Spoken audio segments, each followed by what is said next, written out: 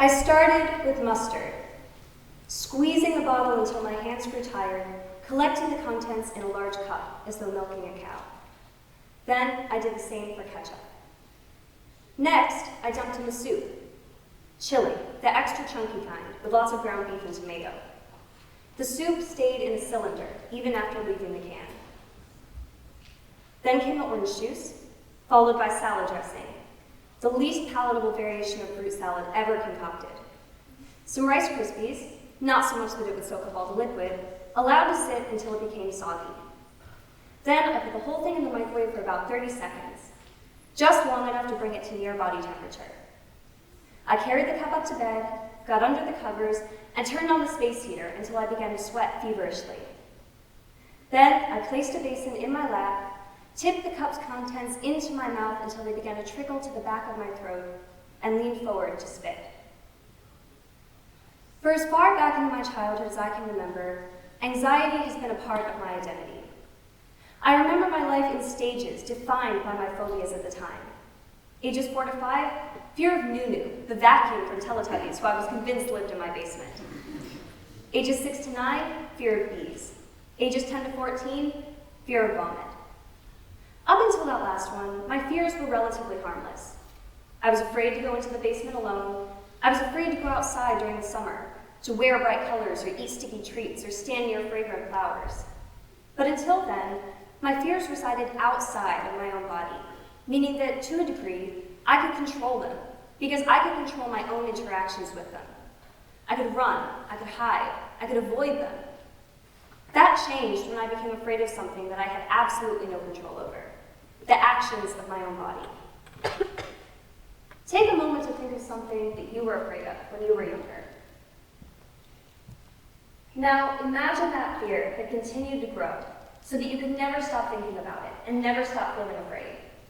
That's what happened to me. What started as a fear of throwing up expanded to encompass a whole array of things.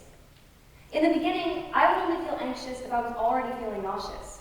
Over time, I began to create the feeling of nausea in myself by focusing constantly on the sensations in my stomach, checking every couple of minutes for any hints of queasiness. I could never focus on any task for longer than 5 minutes without pausing to do this silent self-diagnostic. I was constantly nauseous, which naturally only exacerbated my anxiety. It was a vicious cycle. I'd wake up in the morning and my first thought would be to wonder if I felt sick, if I might throw up. This fear made me feel nauseous, which in turn made me more afraid, and this would continue throughout the day until I finally fell asleep, usually around 2 or 3 in the morning after a prolonged anxiety attack. I was afraid to sleep in case I dreamed about my fears, and afraid to stay awake for fear that I might face them in the waking world. I crawled from one panic attack to the next. The panic attacks felt like slipping over the edge of a cliff that I was always dangling from by the tips of my fingers. I was terrified of those panic attacks, and I'd have one whenever I felt sure that I was about to throw up. The moment that sentiment crossed my mind, that it was definitely going to happen, that I was powerless to stop it, that there was no way for me to escape from my own body, I wouldn't be able to control my fear anymore. I remember shaking, crying, hyperventilating, feeling dizzy, all-consuming feelings of helplessness and dread washing over me in tidal waves of emotion, subsiding briefly, then drowning me again. When it finally ended, I would spend the next week or so having anxiety intensified by visceral memories of the panic attack, which would pop into my mind suddenly and without warning. At my worst, I couldn't leave the house except to go to school. I couldn't go anywhere without my thermometer, which I used to check myself for fever upwards of 30 times a day. I couldn't have a temperature reading anywhere above 98.9 degrees, or else I'd have a panic attack. I couldn't fly on airplanes, a new phobia that resulted from the fear that if I were to fall very far, or if the plane were to go through a patch of turbulence, the sensation would make me so sick I might vomit. I couldn't ride on roller coasters, be around sick people, eat certain foods, or be anywhere without a bathroom nearby. But the very worst part was the exhausting monotony of cycling through the same thoughts over and over every day without pause or break or end. I oriented every aspect of my life around avoiding the thing I was afraid of. I defined myself by my fear. I was the girl who was afraid of throwing up. This is, of course, extreme. But most of us have avoided a fear we knew was irrational at one time or another. If you've ever put off going into a dark basement alone, or avoided going into a room for a few days because you saw a bug in it you weren't able to catch, or decided not to go on a roller coaster because you don't like heights, then irrational fear has influenced your choices. That's why it's so important for all of us to learn how to cope with our fear. I eventually became so desperate for help coping with my fear that I was willing to try going to group therapy every day at a facility structured like a summer camp. We played games and did activities, and each one was supposed to teach us a different coping skill to deal with anxiety. These coping skills were things like coming up with a different letter, coming up with a different animal for every letter of the alphabet, or focusing all our attention on the clothes we were wearing or what we were smelling, or using logic to counter our irrational thoughts. I tried all of these coping skills, but my anxiety didn't get better. The problem was that focusing on something else worked while I was focused on the distraction. But the moment I got to the last letter of the alphabet, or finished counting every single wrinkle in my shirt, the fear would come flooding back. Logic evolved into obsessive behavior, with reassurances like, you won't throw up right now because you're not sick, only strengthening my temperature checking and agoraphobic behaviors. When I felt anxious, I was supposed to reassure myself, and instead, I ended up making my anxiety worse by constantly thinking about all of the things that could go wrong. However, counterintuitively, I had to reach this point where I was in a constant state of dread, where I felt I had nothing left to lose before I could realize what I needed to do to get better. When I started meeting one-on-one with a new therapist, she suggested that I should slowly, bit by bit, face different aspects of my fear in a process known as exposure therapy.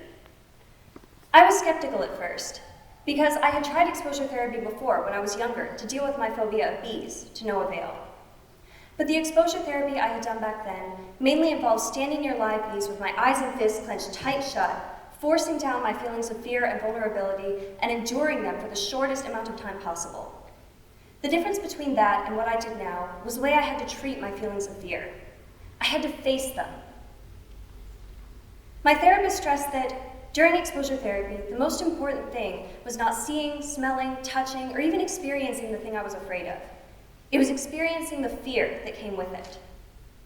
When I felt anxious, she told me, I shouldn't try to get rid of the fear or distract myself from it or avoid it in any way. I should accept it. The logic of the idea that you need to do the thing you're most afraid of in order to truly overcome the fear is sound. But the problem is that most people have trouble recognizing what it is that they're truly afraid of. They think that forcing themselves to fly on a plane, or sit in a tiny enclosed space, or hold a spider in their hand while just barely holding their fear at bay is sufficient. When a person faces the thing they're afraid of without displaying fear, we see it as positive, a victory. We see it as a good thing when a person fights their fear. And overcoming a fear is often synonymous with defeating the fear. We see as brave people who are successful in controlling their fear, ignoring it, overpowering it. Everyone knows the quote, "The only thing we have to fear is fear itself." In my experience, fear is the only thing most people are truly afraid of. Take a moment to think of something that scares you or makes you feel uncomfortable. Now, imagine yourself coming face to face with this fear. Now ask yourself, in this situation, does simply passing out or otherwise dissociating from the situation seem appealing to you? It always did for me. Whenever I used to have a panic attack, I would always wish that I could just pass out so that if I did throw up, I wouldn't have to feel it. I didn't realize it at the time, but that wish was highly significant. It was proof that what I was really afraid of wasn't the vomiting itself. It was the fear that went with it, the awareness of it. And in my experience, it's that awareness which scares most of us. Regardless of whether or not you have phobias, we have all experienced this terrifying awareness of our own fear. A lot of importance is placed on the idea of facing your fears. But the thing we should be stressing, no pun intended, is to face your fear, to face the emotion of fear itself. Because if we do the things we're afraid of without ever allowing ourselves to experience fear while we're doing them, then that's just another way to avoid the most frightening thing. So when I began my exposure therapy to deal with my phobia of throwing up, I didn't just watch videos of people throwing up or listen to gagging noises. I experienced my fear. My exposure therapy, like my anxiety, consisted primarily of internal invisible struggles. When I began to feel nauseous, rather than trying to comfort myself by reassuring myself that I hadn't come into contact with sick people lately, or taking my temperature, I learned to tell myself that yes, I might throw up. I didn't soften that statement with any qualifications, or even add that if I did throw up, it wouldn't be so bad. I just told myself that it might happen and left it at that. I had to embrace ambiguity. I had to stop checking my temperature. I had to stop skipping meals if I felt nauseous, and if I felt sick, I had to really focus on that sensation. My therapist would ask me to describe in detail what the nausea felt like in my stomach, what the fear felt like, what the two together felt like. We would intentionally evoke feelings of anxiety so that I could learn to sit with them and live with them. That's how I came to be sitting on my bed, sweating under layers of blankets and spitting fake vomit into a small plastic tub. The tub was the same one I used to throw up in when I got the stomach flu as a little kid, and in the fake vomit mixture were a few foods I had actually thrown up once, years before. I was intentionally living out my own worst-case scenario, the scene I had imagined with dread and terror so many times in my mind. In order to move on, I had to go through what I was most afraid of. I began to go for longer and longer without experiencing anxiety, realizing only after weeks of calm that I had not been afraid once. In the end, I never did throw up, despite all that time spent waiting for it to happen. The last time I threw up was when I was 10. Still, after allowing myself to experience over and over the terror that I was so afraid to feel, I was able to overcome my phobia without ever even facing the thing I thought I was afraid of. Regardless of whether or not you have phobias, everyone has something they're at least a little bit afraid of. It might be small spaces, or large crowds, or spiders. It might be standing up for yourself, or even talking on the phone. But regardless of what it is, you can overcome it and overthrow the confines of places on what you can and can't do, simply by allowing yourself to experience the discomfort it causes you to feel. What I've learned from this experience, and what I hope you've learned from my story, is that sometimes the most courageous thing a person can do is to feel afraid. Thank you.